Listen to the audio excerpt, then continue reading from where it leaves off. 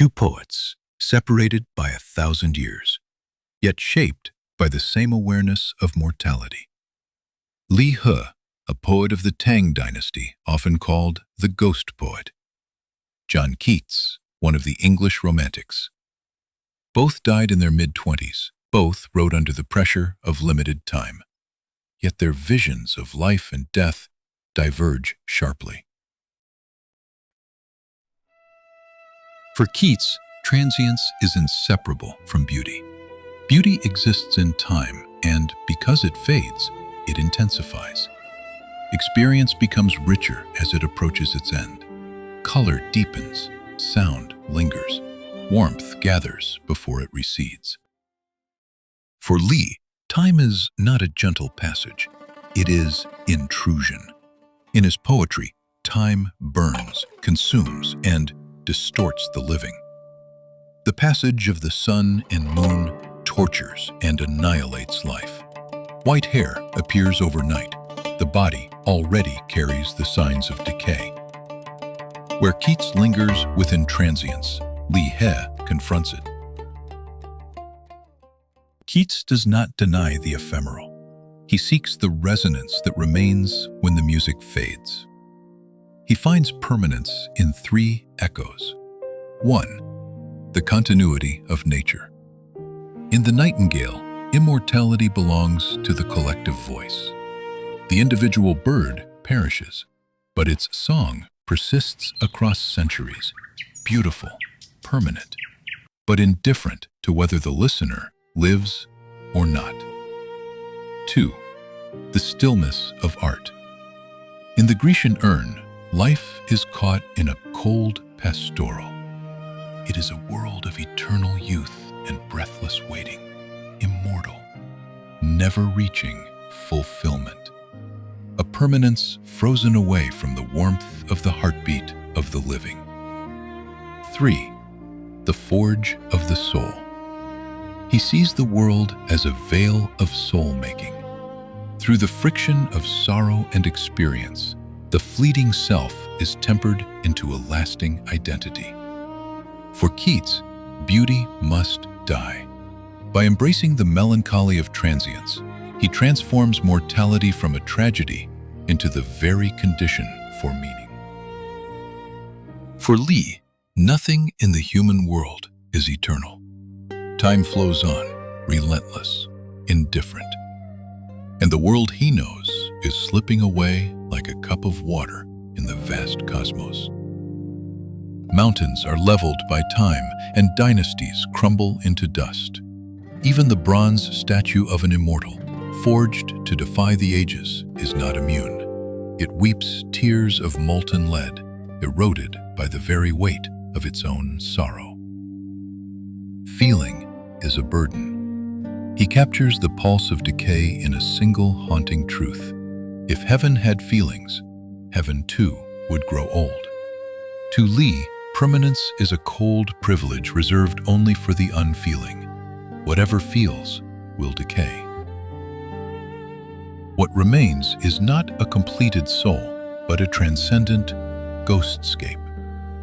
In the wake of a world that stripped him of his dignity, he reclaims his spirit in the shadows. He does not seek a silent peace. He envisions himself as a weeping, wandering specter, restless and vocal. Even in the silence of the grave, his soul does not surrender. It survives as a tenacious whimper, a ghost that continues to recite its verses against the dark, resisting oblivion with a spirit that refuses to be still. Keats described a quality he called negative capability, the ability to remain in uncertainty, in mystery, in doubt, without forcing resolution.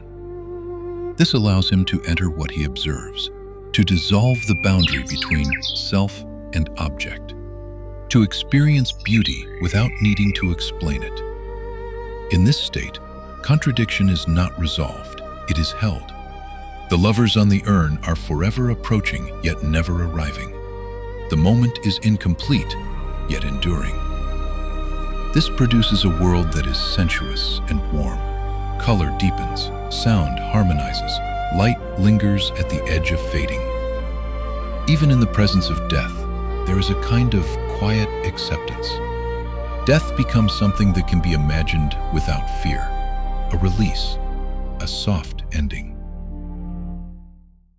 Lee's poetry does not seek to dissolve contradiction. It intensifies and sharpens it. Sensation becomes strained, perception becomes unstable. Color shifts toward the unnatural, cold green, phosphorescent light. Sound fragments, thin, choked, incomplete.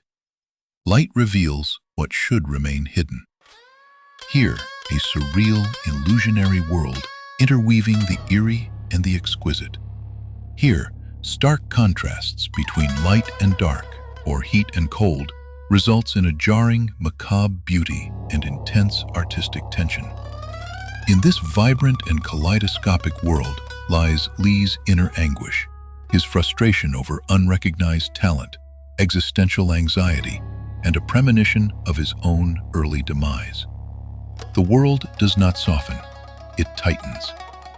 Where Keats allows the self to dissolve into experience, Lee confronts what remains when dissolution fails. Not silence, but persistence. In Lee's poetry, the grave is not silent. It is cold and filled with sound. Ghosts do not rest. They chant, they echo, they remain unsettled. In one poem, resentment becomes a green, phosphorescent glow beneath the earth. Death is not a release. It is a continuation, altered, but not resolved. Keats imagines the grave differently. It is quiet, dark, soft, without disturbance. He speaks of being half in love with easeful death. The self fades into the earth. The body becomes part of the ground, while the world continues. The nightingale still sings. The contrast.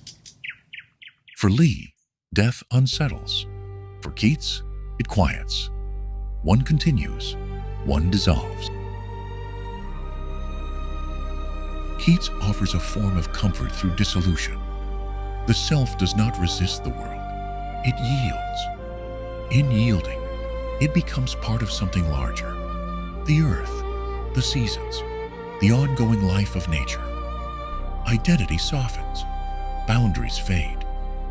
Death is not rupture. It is a settling. Lee offers a different kind of clarity. The self does not dissolve easily. It remains sharp, aware, and unsettled. Even beyond death, there is sensation. There is memory. There is voice. His ghosts do not disappear. They persist. Keats moves toward a spiritual and sensory union, seeking to dissolve the individual self into the permanence of beauty. For him, the eternal is a sanctuary to be entered, a state of stillness where the poet transcends his own mortality by becoming one with what endures. Lee confronts the friction of what remains when total dissolution fails. He encounters the eternal not as a refuge, but as a burden to be endured, characterized by a persistent unrest. The self does not vanish. It stays trapped in the tension between the passing moment and an unyielding reality. Yet both arise from the same awareness, that life is brief and all feeling is fleeting. Whether the soul seeks to fade into the infinite or persists in its struggle against it, neither poet easily accepts silence. The question of our place within time remains.